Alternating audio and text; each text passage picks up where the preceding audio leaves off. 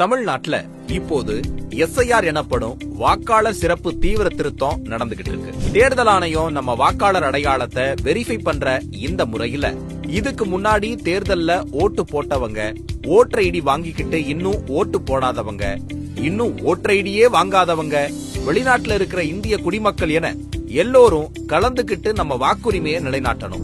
எஸ்ஐஆர்ல நாம செய்ய வேண்டிய முக்கியமான விஷயங்களை பார்ப்போம். தமிழ்நாட்டுல இதுக்கு முன்னாடி 2002ஆம் ஆண்டு நடந்த வாக்காளர் திருத்தத்துக்கு அப்புறம் இருந்த ஓட்டர் லிஸ்ட்ல உங்க பேர் இருந்திருந்தா வீட்டிற்கு வருகிற பிஎல்ஓ பொறுப்பாளரிடம் நீங்க அதை வெரிஃபை பண்ணா மட்டும் போதும்.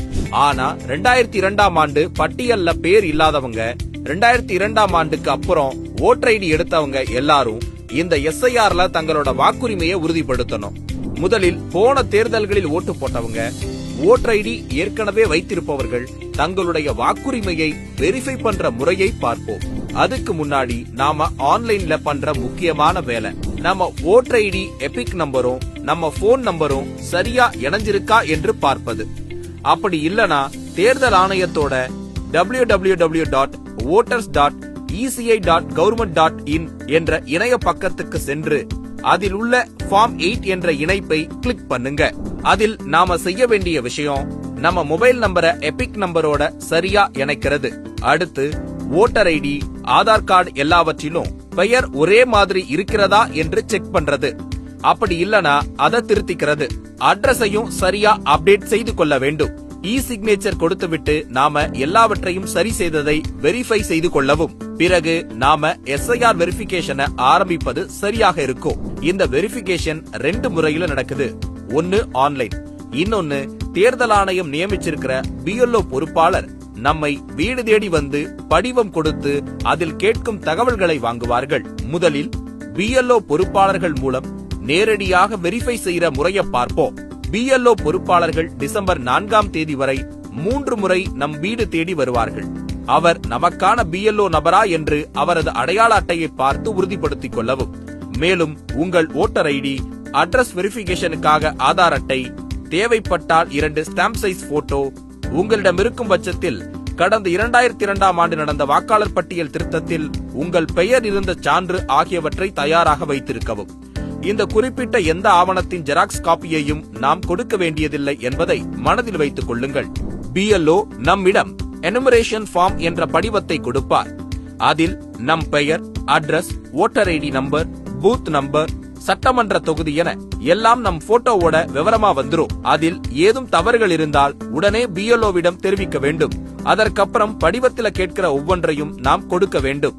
பிறந்த தேதி, தேவை என்றால் ஆதார் நம்பர், மொபைல் நம்பர், அப்பா அல்லது பாதுகாவலர் பெயர், அவரோட ஓட்டர் ஐடி எபிக் நம்பர், அம்மா பெயர் மற்றும் எபிக் நம்பர், துணைவர் பெயர் மற்றும் எபிக் நம்பர் ஆகியவற்றை எழுத வேண்டும். இவை எல்லோருக்கும் பொதுவாக உள்ள முதல் அட்டவணை. கீழே இடது பக்கம் இருக்கும் 2வது அட்டவணையில் போன 2002ஆம் ஆண்டு வாக்காளர் பட்டியலில் நமது பெயர் இருந்திருந்தால் அதில் இருந்த விவரங்களை கொடுக்க வேண்டும். கீழே வலது பக்கம் இருக்கும் அட்டவணையில் கடந்த 2002ஆம் ஆண்டு பட்டியலில் பெயர் இடம்பெறாதவர்கள் அல்லது 2002ஆம் ஆண்டுக்கு பிறகு ஓட்டர் ஐடி பெற்ற அனைவரும் தங்களோட அம்மா, அப்பா, தாத்தா, பாட்டி போன்ற ஏதேனும் ஒரு உறவினரின் தகவல்களை கொடுக்க வேண்டும். உறவினர் பெயர், அவர் எபிக் நம்பர், உறவு முறை, சட்டமன்றம் போன்ற தகவல்கள் அதில் கேட்கப்படுகிறது. மேலும் நமது AC number, part number, serial number போன்ற தகவல்களை நாம தேர்தல் ஆணையத்தின் இணையதளத்திலிருந்து பெறலாம். தொடர்ந்து பிறப்புச் சான்றிதழ், இருப்பிடச் சான்றிதழ், பாஸ்போர்ட் உட்பட தேர்தல் ஆணையம் கேட்கும் 12 ஆவணங்களில் ஏதேனும் ஒன்றின் ஜெராக்ஸ் காப்பியை படிவத்தோடு இணைக்க வேண்டும். 1987க்கு முன் பிறந்தவர்கள் தங்களுடைய ஆவணத்தை மட்டும் இணைத்தால் போதுமானது. 1987 2004க்குள் பிறந்தவர்கள் தங்களுடைய ஆவணத்தோடு சேர்த்து அப்பா அல்லது அம்மா யாராவது ஒருவரின் ஆவணத்தை இணைக்க வேண்டும். 2004க்கு பிறகு பிறந்தவர்கள் தங்களோடு ஆவணத்தோடு சேர்த்து அப்பா மற்றும் அம்மா இருவரின் ஆவணத்தையும் இணைக்க வேண்டும்.